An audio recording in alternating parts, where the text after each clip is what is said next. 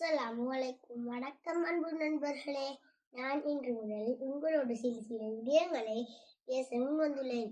அதில் முற்கட்டமாக நீரை வீண் செய்யாதீர்கள் என்ற தலைப்பில் உங்கள் முன்னிலையில் பேச வருகின்றேன். நீர் என்பது இறைவனை எனக்கு தந்த வியப்பு அருட்கொடையாகும். அருட்கொடை என்பது எப்போதும் கவனமாகவும் சிக்கனமாகவும் பயன்படுத்தக்கூடிய ஒரு வளமாகும். வளம் என்பது எப்போதும் கவனமாகவும் பயன்படுத்தக்கூடிய ஒன்றாகும். நீரின்றி அமையாது உலகனில் யார் யாருக்கு வானின்றி அமையாது ஒழுக்கு என்று கூறுகிறார் திருவள்ளுவர். அது மட்டுமின்றி உண்ணுங்கள் பருகுங்கள் வீண்விரயம் செய்யாதீர்கள் என்று கூறுகிறது இஸ்லாம் மார்க்கமே.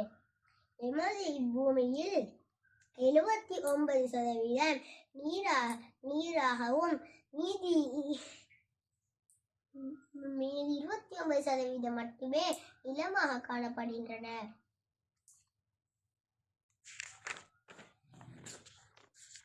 அந்த 29%த்தில் ஒரே ஒரு நீர் மட்டுமே உகந்த நீராக காணப்படுகின்றன.